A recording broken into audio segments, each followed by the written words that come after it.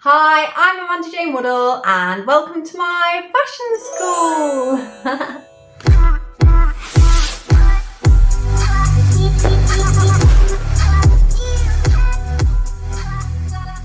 So fashion is vast.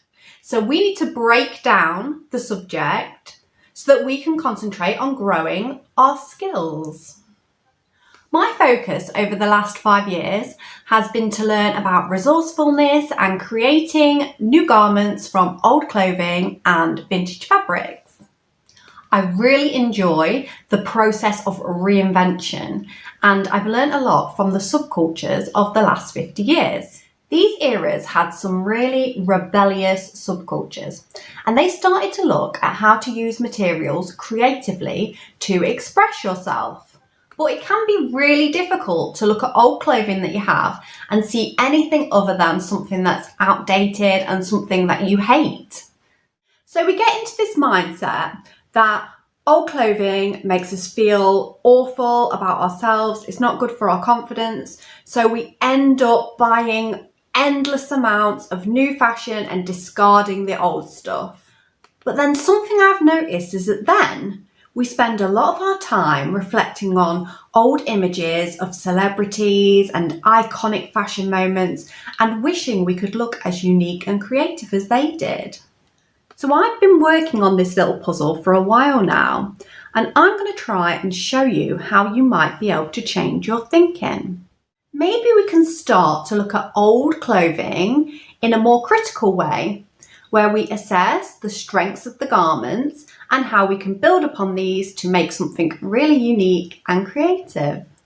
So what you need to do now is go and raid your wardrobe for items that you can redesign. And if you can't find anything within your own home, don't worry, you can go to resale sites or secondhand clothing shops and find some really great items using the theories you've learned in this video.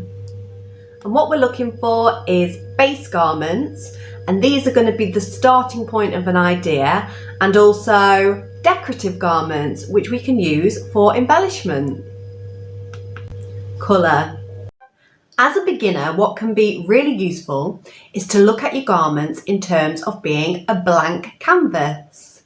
So you can choose neutral tones such as grey, cream and beige, and use these to complement other colour fabrics or redesign them to create new silhouettes.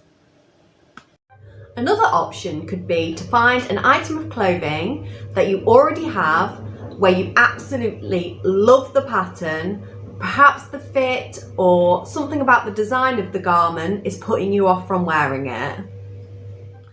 Patterns can give us some useful information. For example, we can look at the hues within a pattern and use this in our design process to find complementary colours in trimmings and other fabrics. Also, patterns can be good to use as a statement element for a garment.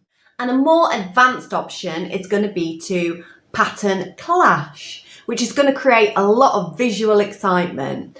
But I wouldn't recommend doing this until you're quite confident with colour matching, which is a skill we're going to develop throughout this course. Texture. Combining different fabric textures is an easy way for you to elevate your garments. But what we need to learn is how to apply this to our design work. So as you are setting aside your clothing for inspiration, try to choose garments based on their textural appeal. But we need to be sensible and balanced when we do this, because the garment needs to be wearable. So we don't want anything too rough or that's going to be irritating or anything that's going to be really heavy. Weight. The weight of fabric is going to be a key element when turning old clothing into new garments, and we can use polycottons, jerseys and fleece fabrics, as these are going to be easy to sew with and they're also readily available secondhand as they're used all the time in clothing production. I would go for more sturdy versions of these materials, as the thin plasticky sports materials are not easy to sew with. When selecting knitted fabric, you need to consider that they are going to be difficult to cut as these garments are constructed to stay together. So I would use these as a base for further embellishment rather than to turn into a new silhouette. So denim is going to be a really good choice of fabric once you've gained some strength in your sewing skills. You can dye it, you can paint it, you can reconstruct it, and it's really popular and in abundance. So advanced materials to work with are going to be things made out of silk, satin and tulle. And these make for very pretty finishes, but they are slippery. And when you make a mark in them with a needle, that mark will stay. So you need to build up your patience when sewing before you work with these fabrics. And lastly, look for clothing that has embellishments like ribbons, sequins, embroideries, or buttons and beads that you can recycle and use in your new garments. So now we can use all this information to identify what we already have and how useful it can be. So next, what you need to do is to find some pictures for inspiration of garments that you'd really like to make and compare these and see how similar they are to the things that you might already have in your home. We have the potential to make some really great items and we didn't have to purchase a thing. So we've come to the end of this video, but you can see me again in my follow-up videos where we look at fashion apps, how to make a background for fashion photography, and also the basic design process from mood board to design to garment.